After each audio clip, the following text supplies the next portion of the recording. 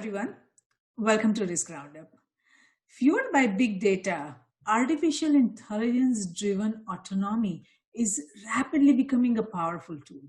The reason is autonomy, the power of self governance, which is the ability to act independently of direct human control and in unrehearsed conditions, brings transformative potential to all industries and the entire human ecosystem.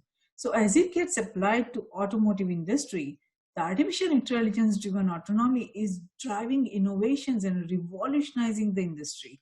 The emerging potential is enabling entirely new intelligence and automation capabilities to fundamentally transform the automotive industry. While the potential of autonomous vehicles brings with it many benefits, we will likely see many intended and unintended consequences in the coming years. To discuss how to manage autonomous vehicle risk, especially the intended, and unintended ones, I am delighted to welcome Paul Orlando to Risk Roundup. Paul is the founder of Startups Unplugged, an incubation director, and an adjunct professor. He's based in the United States. Welcome, Paul. We are honored to have you on Risk Roundup. Thank you. It's very nice to be here. Wonderful, Paul. So, when systems, autonomous systems or autonomous machines can learn to perform tasks without any human direction, they start developing their own AI algorithms. They start developing all the subsystems without any human involvement or supervision. They are, as we know, they are called autonomous systems, and we are seeing that emerging in many industries, from robots to vehicles to drones to machines to even the software, the bots. So many of them are released into the world that are totally unsupervised, and they can accomplish things that we have not even thought that we will program them for, or we have programmed them for. The human designers and developers or owners, none of them are aware of what can emerge from this. So what risk do you see emerging for the designers, for which none of these AI designers or autonomous system designers or machine designers are prepared for and are not prepared for? It's a great question, and it's a very big question. So the movement towards autonomous vehicle development, research, this has been going on for quite some time. There was even early research decades ago. But it's certainly been fueled a little more in recent years, both on the investment side and just the talent that's going into this area. So in my perspective, it's important to have a discussion of not only benefits, but also some of the systemic risks that we might want to be aware of and might want to take into consideration as we develop AVs, and if they are mainstream at one point. So I think of it like this, because the perspective that I'm bringing, like you said in your introduction, I'm thinking of this in terms of a systemic change, what might happen. And so while we are and certainly I personally am very pro-innovation as a way of making people's lives better, I also like to balance that and think of, okay, well, what are the trade-offs? What could go wrong that maybe previously could not go wrong? So on the side of autonomous vehicle development, there's a couple main arguments for why this is a good thing.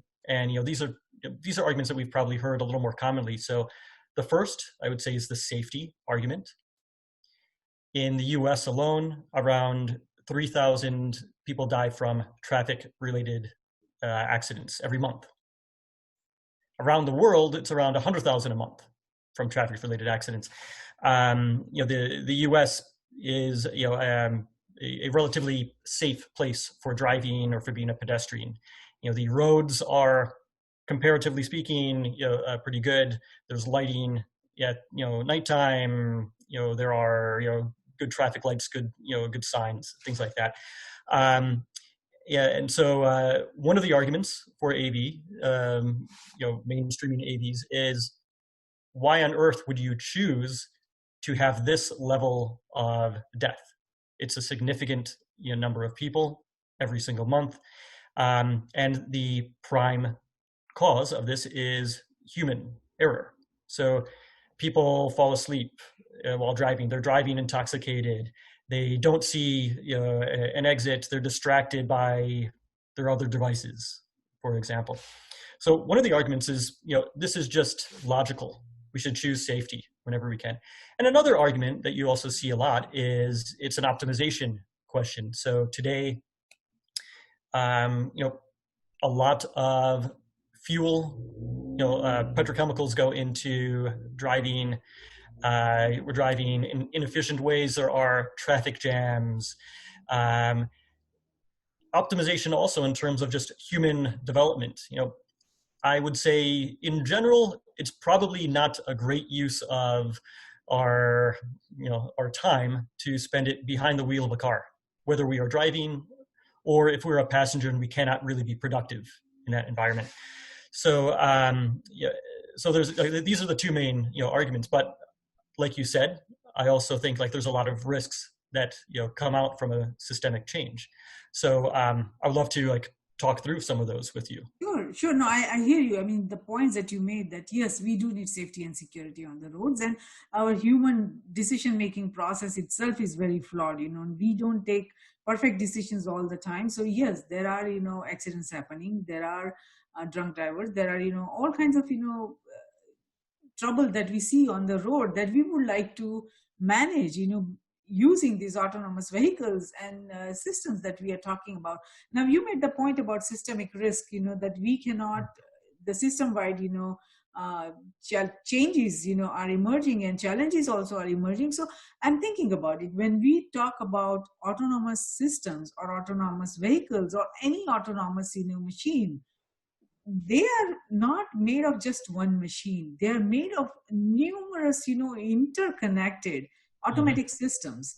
And then, the algorithm that runs all those, automatic systems, individual automatic systems, that makes it an autonomous system. Now, all that, automatic systems feed data, all the time to, and then algorithm, takes a decision based on all the data that is being fed, in real time. So all just like in human made systems, the risk emerge from the interconnectedness and interdependencies. The same way, even in autonomous systems and autonomous machines, the risk emerges from Mm-hmm. the connected systems, connected automatic systems. So there are so many systems that we are connecting, in that makes the autonomous systems. So what challenges will the industry face in expanding the application of autonomous systems as we evaluate the number of automatic systems that will go into making of these autonomous system, and where do you see the risk emerging? Right. No, it's a great point and great perspective.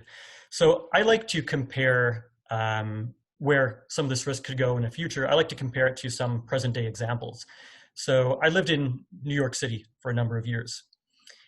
If you've lived there, and I assume this is the case in many other cities as well, but something that I would observe from time to time would be if I would be often walking down a busy street, and we'd see a limousine come up to a light and want to make a turn. So a limo is a very long car. Making that turn, you're blocking off other people. And it's also a car that draws some attention because, it's bigger. It's, well, you might think, oh, this is carrying someone who is wealthy or someone who's showing off. So an occurrence that I would see, with some level of regularity would be the pedestrians themselves would kind of antagonize the car or the driver a little bit. And New York is a little more of an aggressive city. So one thing that would be common, you'd see somebody like slap the back of the car. In other words, they're taking behavior that seems to be completely illogical, but for that specific situation, it actually is a way of kind of pushing back a little bit. So there's an instance where I think we would have to assume that it could be possible when AVs are actually on, and we've seen this a little bit with some of the test cars, where someone recognizes, oh, this is not a human driver. I'm going to play a little bit with this machine, or I'm even going to test it a little bit. I'm going to behave in a way that is not what I would do in the typical situation. So you actually have people who are acting in ways that maybe the car is, if it was a human driver, they would not encounter this type of reaction very much. In other words, like the system itself is different than the current state.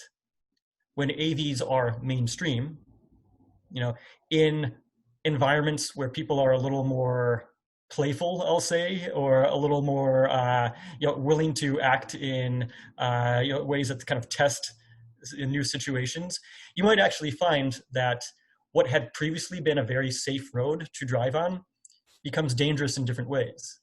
And now, of course, the responsibility is going to be on the manufacturer of that car, or the software provider, or like the company, the parent company, in a way that a human driver never really needed to account for. So like behavior changes are one situation where I think we'll see an emergence of different behaviors, which are not really reflective that much of what we see today across the board. Another area, of course, and you mentioned, or you at least I think alluded to this in the interconnectedness, is intentional or malicious hacking of AVs. So currently we certainly have situations where there are connected vehicles on the road, of course. We certainly have instances where cars are hacked. When I would go to security conferences in the past, one of the most interesting little parts to look into was the car hacking, researchers. So, just to show what is possible to do when you have cars that are getting software updates, where there is connectivity either for entertainment systems or other information systems. So you can imagine a situation where you have cars at higher level autonomy. So I'm talking level 4, level 5, something that doesn't exist today. But the cars are communicating with each other. They are, managing a traffic flow. They are routing around an incident, something like that. And people are dependent upon that system. You can certainly imagine a situation where a group, say intentionally, or it could be intentional hacking, or it could be a bug that, software bug that propagates through the system, where it can shut down, a fleet, a city, specific vehicles intentionally. Current state, where we have human drivers, a lot of these risks, they are not really possible today. So current state, we deal with, say, a higher level of mortality. We deal with some of that lower optimization, but at the same time, if the decision maker is the individual driving the vehicle, we can't impact at scale the entire city of Los Angeles or the entire country. We can't make all of those human drivers do something that they don't want to do.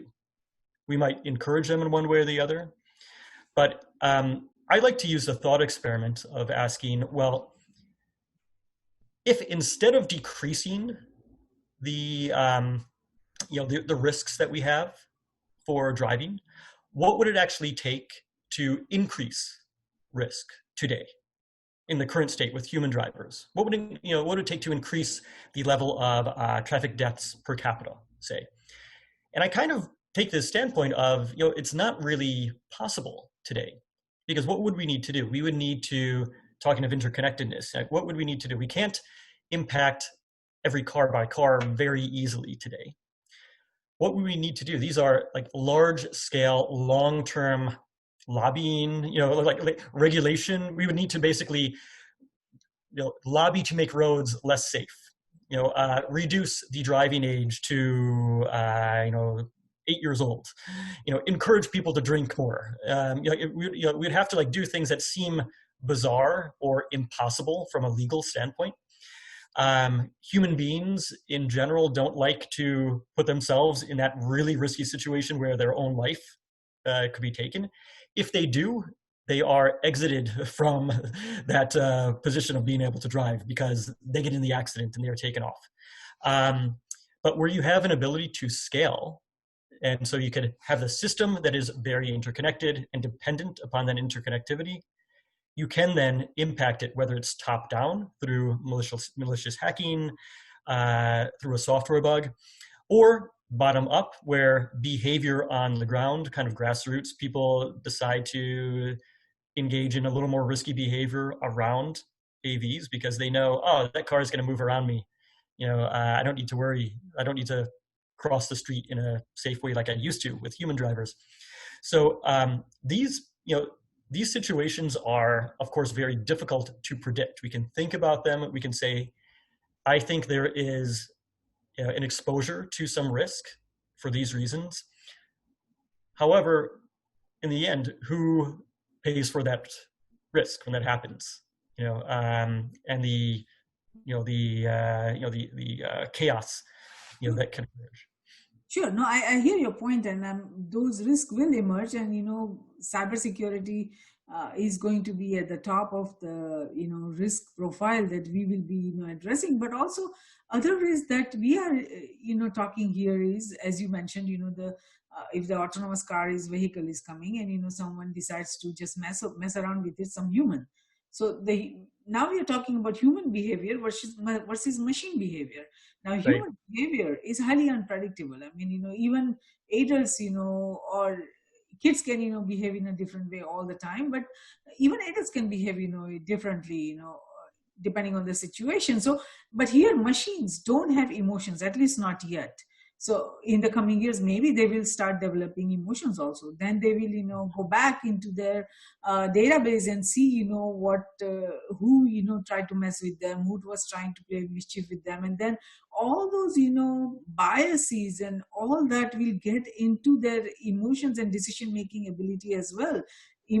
Immediately in the near term, we are not going to see emotions in the autonomous vehicles, but that is going to likely happen in the coming years. And as a result, these biases towards humans are going to be embedded, irrespective of the databases that are, fed to them in the initial training period. Even their own experience is going to create some biases in the coming years. So how do you see the developers, designers managing these, bias risk as far as, machine behavior goes for, human behavior? That is a very interesting question, a very difficult question. And I almost want to say this is one that I don't know that I have a great perspective on this, because it is such a difficult question. The designers themselves, in fact, I might say my perspective might be that it might be a little easier to see intentional behavior that a designer brings in than the unintentional. And so, for example, some of the philosophical questions that people have brought up in the last couple of years to that point are, if there is, this is like the trolley problem, right, that people sometimes bring up. You have to make a decision, the trolley car is going down one track or another track, and it's going to hit one person on one side, or it's going to hit 5 people on the other. Are you going to actually pull the lever and divert the car? You're going to be responsible for that one person's death, or the 5 person's death, 5 people's death. So if there's some intent there, you can test, those questions. I've even seen tests where they are testing, which is worse, to kill people who are older or younger, male, female, someone who is a doctor, or someone who is maybe working as a laborer, right? These are ethical questions that human beings, as drivers at least, typically are not put into, because the situation of being in an accident is, even at the numbers of today, it's relatively rare, and it's so fast that in that spur of the moment, that split second, I question whether a human driver is really changing how fast they turn a wheel or step on a brake for certain things like that. A lot of things just happen like very quickly. So it might be innate bias. It's not, say, intentional on the part of a designer. When it comes, though, to unintentional properties, very difficult, right? you can try to model behavior. You can try to put like the emulation of an autonomous vehicle in many, many different environments where all sorts of things, random things happen. Even create situations that you would never expect to see happen on the entire planet. But there again, like there's going to be some trade-off, and there is going to have to be some metric of, well, which is better or which is worse, this outcome or that outcome. And I actually think even if the safety argument holds true, and you take that, say, in the US, 3,000 deaths a month, or around the world, 100,000 deaths a month, and you reduce that to, instead of 3,000 a month, it's 30 a month, say. The other interesting outcome that we might see is those 30 all of a sudden become very interesting news stories. They were not before. Instead of it being, well, it was a mistake, it was unintentional, this is human error, are these AV companies instead, liable for each death in a way that was not felt previously? The only semi-comparable situation that we've seen in automotive history has been in cases where car companies have intentionally gone forth with a risky design, and it led to deaths, and then that was uncovered. So a famous example is the Ford Pinto from the 60s and 70s, where a gas tank was placed a little too close to the back bumper. And so in a rear impact, the car can catch on fire more often than would be expected. And Ford, actually, back at that time, because they were in such a rush to push this new model out, and and actually they were trying to do this in I think a 24-month time frame instead of maybe a 48-month time frame as was typical.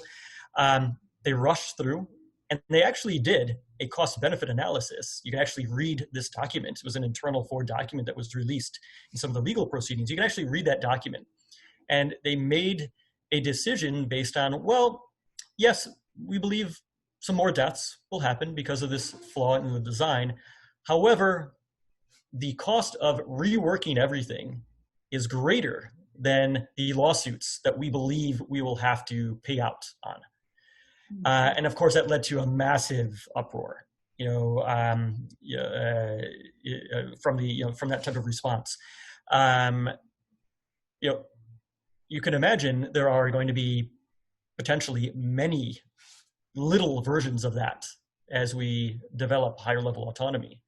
If that internal memo, whether it is actually a memo like people at Ford wrote, or if it is, you're doing discovery on internal messaging that was sent back and forth, or just trying to psychologically, interview someone and get in the mind of what they were thinking when they made one decision or another.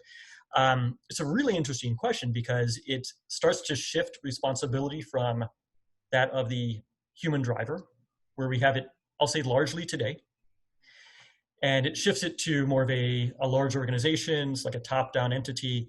Where were there intentional forms of bias, or where were there unintentional forms of bias, but those unintentional forms led to large impacts in the way cars move and how people are injured? Yes, and that is a good point to base this discussion on. That motor company knew that their engine the design was not in the right place, and it is going to create human deaths. In spite of that, humans decided that human deaths were okay as long as they were able to manage it by the lawsuit, and that doesn't impact their profit margin. So here we are talking about the humans, and human ethics that still did not care about the human deaths. So when we are talking about machines and machine ethics, how are we going to, ensure that they keep human lives, in front of them, and that they are not going to, do things that would create more human death and damages? So because, ethics are impossible to, get proper implementation on, even if we define all kinds of ethics and guidelines like we are seeing right now in all the open AI initiatives and all other initiatives. Everybody is coming up with guidelines and bullet points about what the developers should be doing and what we should be mindful about. But at the end of the day, we humans, even if we define all those ethics guidelines for ourselves, we are not following that, we are not implementing that in our behavior, in our day-to-day actions. So how do you think that the autonomous systems, machines that are going to be totally independent from our control, that they are going to listen to all these guidelines that we have tried to define? Why should they focus on that? Why should they listen to that? Why? How do you think we will govern this risk? Such a great question, and I don't know that it's an answerable question, because it's predicated on this future state where so many things are different and emergent properties which we cannot really predict. We might have some idea for, but we cannot really say what's going to happen.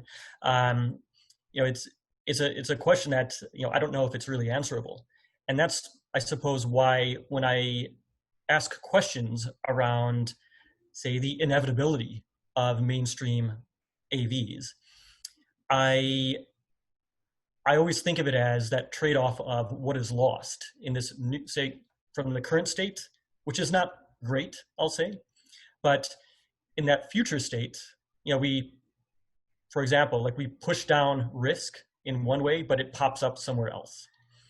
And if anything, you might say the risk of the current state of driving is more or less understood, right? It's understood to the point of view where insurance companies don't have a problem insuring drivers. For example, in the U.S., like those statistics that I've been quoting on number of deaths per month, in general, year by year in the history of driving, those have more or less moved down for decades now, because cars have become safer, roads have become safer. So that's an understood system, and it's also moderated by individual human drivers.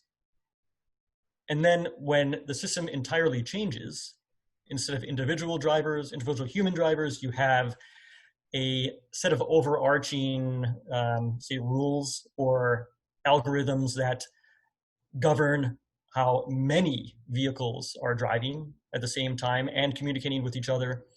And once you get to that state, that future state of, say, if, for example, all cars are level 5 and level 5 autonomous, in other words, there's not even a driving, like no steering wheel, anymore, or people don't even know how to drive anymore. It's not, it's not a skill that you need to have.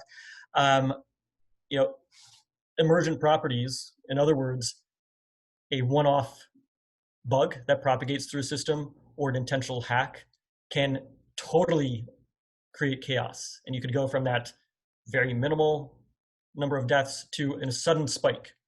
Or you can go from, wow, traffic is really moving very well, to all of a sudden we have a traffic jam. So it becomes like, if you think of the, there's been a number of hacks of GPS systems. More recently, like Garmin, faced a ransomware hack, about a week ago. Things like that are going to impact a large number of people, and it's going to happen suddenly. You don't really have the ability to scale up risk in the current state. So I think your question is a great one, and emergent behavior, whether it is the system creating some other outcome that no one really was able to foresee, or intentional malicious behavior, say on the part of a hacker, is very difficult to be able to account for. Because if anything, you go from a kind of a steady state where, in general, month by month, we're kind of a similar level of risk, to once in a while, sudden spike up. Again, we go back down. Sudden spike up. Again, we go back down. Some of the other risks, actually, which are more related to, say, optimization, are so like one of the arguments, is also, better fuel efficiency, less traffic jam, potential, because the cars are able to, drive closer to each other. We actually see the opposite of that in many cases. So when rideshare started to become popular, we observed that people will more often take a car. So whereas in the past, maybe I would have taken public transportation, maybe I would have walked, it becomes very easy for me to order Uber or Lyft and go somewhere by car. Um, you know, so we sometimes call this Jevons paradox, right? Something that we thought would lead to a savings for the environment, less fuel consumption, less traffic congestion. It actually drives people to consume that more. So getting in a car becomes less expensive. Per mile travel is less expensive. Therefore, I end up traveling more miles. I get in the car more frequently. And again, we can see some hints of that from past behavior. How this happens with mainstream upper level autonomy in vehicles, I think it could be a good assumption to make that I consume many more miles of traffic driven because this is amazing. I don't need to even worry about getting behind the wheel. I step in, the car just knows when I'm ready. It's open. It's in fact a luxurious experience. I could easily sleep in this car or do my work. And maybe I spend many more hours a day in a vehicle than I would have otherwise. It No, can lead I, to. I hear you. I mean, nobody needs to be convinced on the benefits of that. I mean, I personally, I don't like to drive myself. It's such a waste of time. I would rather sit, in the car, in the back seat and read, and do all the work that I need to do instead of, focusing on the road. So yes, I mean, the benefits are, visible to everyone. It is the unknown unknowns that we are not sure what's going to come our way that everybody is concerned about. Now there are a lot of organizations that are trying to identify those risks and trying to define the ethics for these developers and the all different AI initiatives.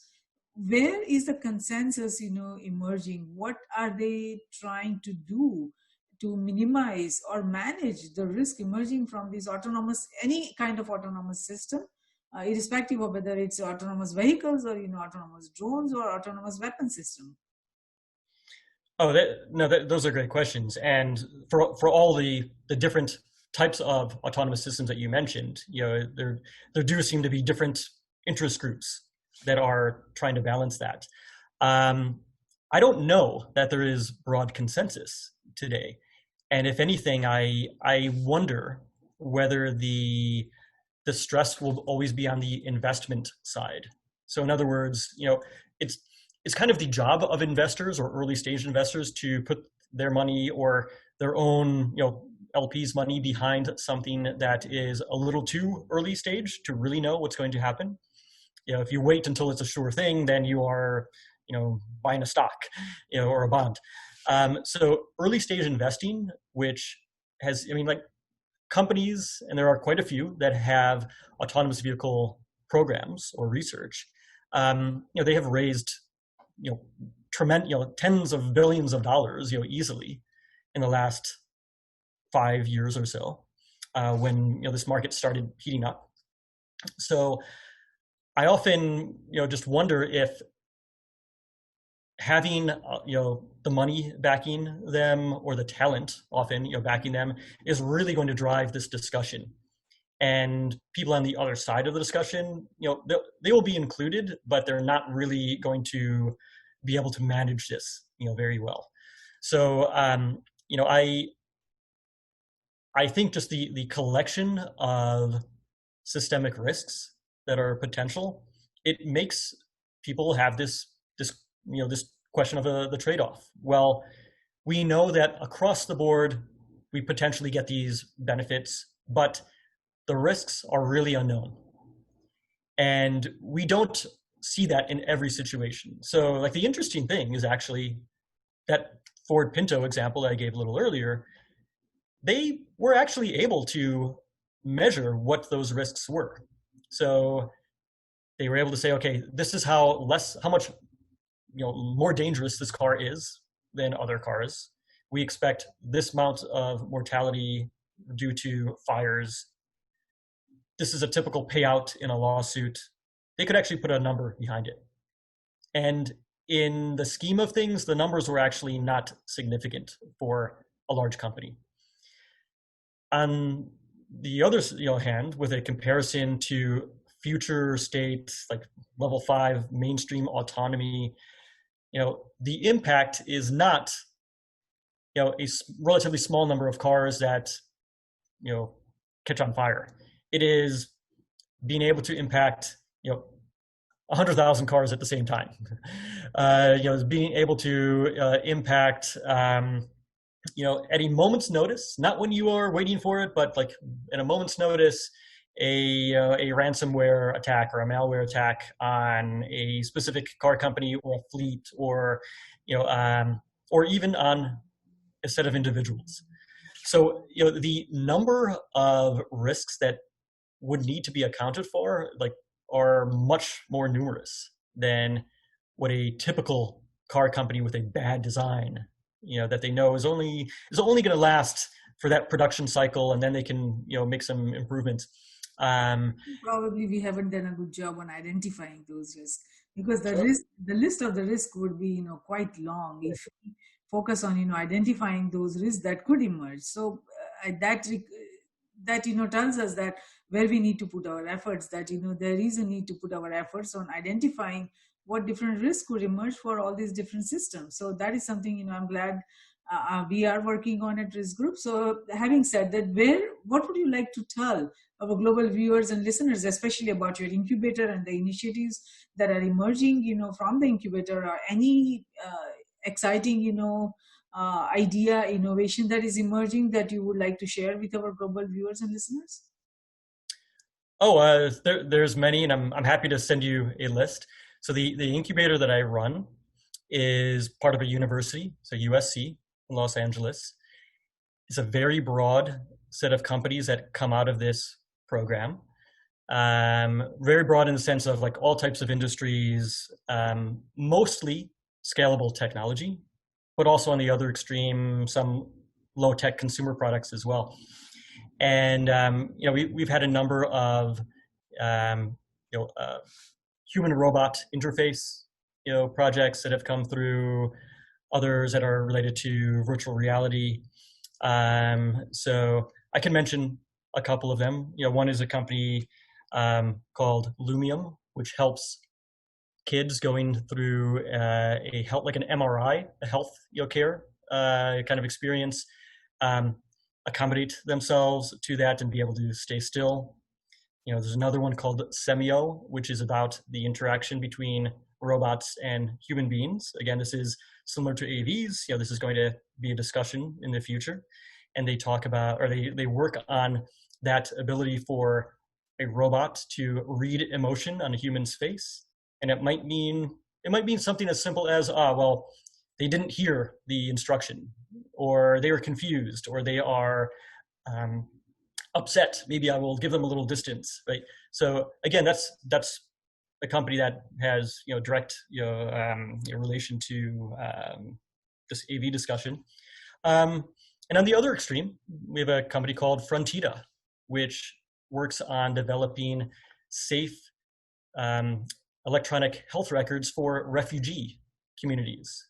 And so here, this was not something that we were thinking about very much a few years ago, but you have refugee communities where you have to actually preserve the safety of these patient records if they are going electronic, because the patients themselves might be under threat personally, under threat by someone who is after them.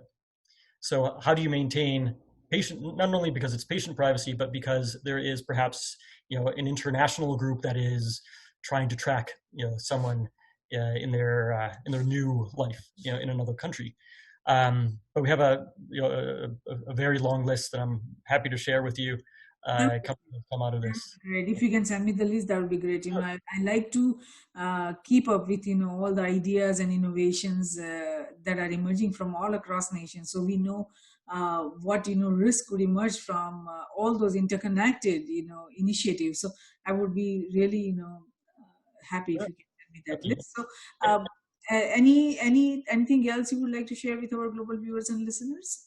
So I came to this question of trying to study risk or unintended consequences really as something that I was doing on the side as I was working with a lot of other companies, both small startups and larger corporates. And that's kind of how you and I got talking. I write this, series, which is just called Unintended Consequences, a blog. You can find it. I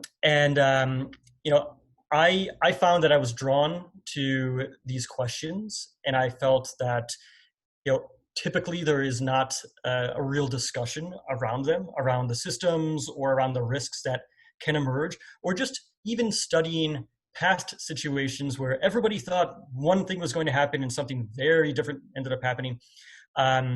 There is no shortage of examples and case studies, and in that context. So I encourage anybody, and certainly all of your listeners are probably already doing this themselves, but I encourage anybody to embrace this as a subject. I think it will make the way you think about other topics. I think it will make that a little stronger, and it will also open your eyes to how the world is very unexpected, and especially as we are going to a more interconnected world, how we should really be thinking about systems change and unintended consequences and risk a little more seriously.